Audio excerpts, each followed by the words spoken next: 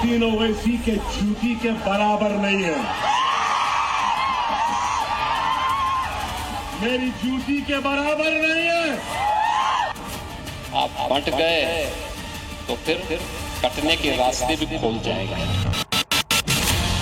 मुस्लिम एकता के नाम पर सियासत करने वाली पार्टी AIMIM के फायर ब्रांड नेता और असदुद्दीन ओवैसी के भाई अकबरुद्दीन ओवैसी ने एक बार फिर आग उगली। ओवैसी के जूती के बराबर नहीं है। मेरी जूती के बराबर नहीं है।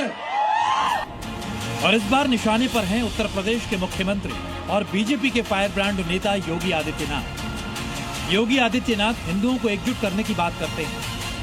बांग्लादेश में जो मारे जा रहे हैं हिंदू, हर दिन आप सुनते होंगे, एक हिंदू जला दिया गया, एक हिंदू के घर में आग लगा करके मार दिया गया, राह चलते हुए एक हिंदू को जला दिया गया। प्रतिदिन समाचार आ रहे हैं बांग्लादेश से। ये सब मौन है। जाति धर्म में बंटने के बदले मिलकर रहने की सलाह देते हैं। देश का दुश्मन आंखें लगाए बैठा है। आप बंट गए तो फिर कटने के रास्ते भी खोल जाएंगे। हिंदुओं के खिलाफ होने वाली साजिश से आगाह करते हैं। याद रखना, सनातन कमजोर होगा तो देश कमजोर होगा, देश कमजोर होगा तो सनातन के सामने अस्तित्व का संकट खड़ा होगा। मगर हिंदुओं को योगी की यही नसीहत हैदराबादी भाईजान को चुभ रही है। और अब जबकि यूपी में 2027 की रणभेरी बजने वाली है, जूनियर ओवैसी यूपी में योगी को ही चैलेंज कर रहे हैं। मिस्टर योगी, तैयार हो जाओ, यूपी भी आ रहा हो। निजामाबाद से सीधे यूपी के मुख्यमंत्री को चुनौती। अकबरुद्दीन ओवैसी ने ऐलान कर दिया कि AIMIM अब उत्तर प्रदेश के रण में उतरने जा रही है। मिस्टर योगी, तैयार हो जाओ, यूपी भी आ रहा हो। चलेंगे यूपी, चलेंगे। और यूपी में अपनी ताकत अपने झंडे को गाड़ते हैं और सब झंडे को वहां भी लहराएंगे। अरे हवा का झोंका है, आया है चले जाएगा, छोड़ो। ना लीपने का ना थोपने का। क्या है, शुभ वक्त खराब। देखो वक्त खराब नहीं हुआ।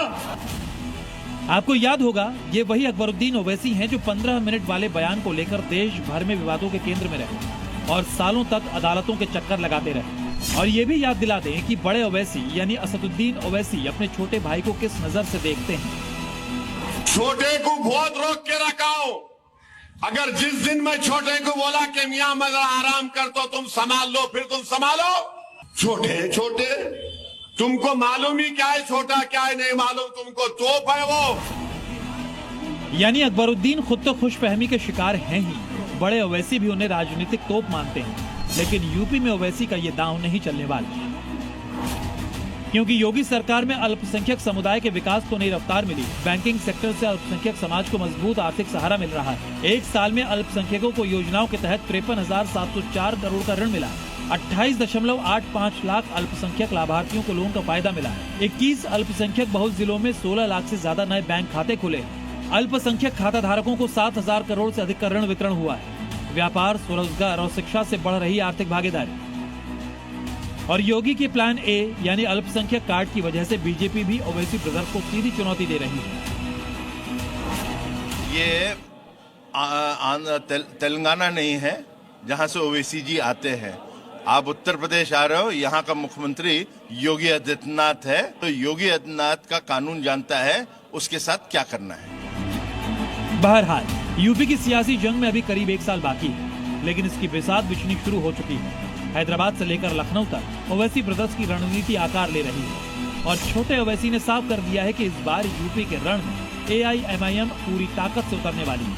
मगर यूपी के सीएम योगी को चैलेंज करने वाले हैदराबादी भाईजान को हैदराबाद के ही फायर ब्रांड नेता टी राजा ने करारा जवाब दिया। जो भी उत्तर प्रदेश में आकर इस प्रकार की भाषा का उपयोग करता है, तो यहाँ के जो हमारे मुख्यमंत्री है ना, जिसका नाम तो बोल रहा है कि योगी मिस्टर, वो तुम्हारा बाप है बेटा।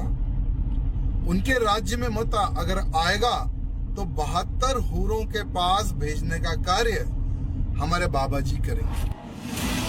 वार पलटवार एक तरफ, मगर बड़ा सवाल यह है कि क्या अकबरुद्दीन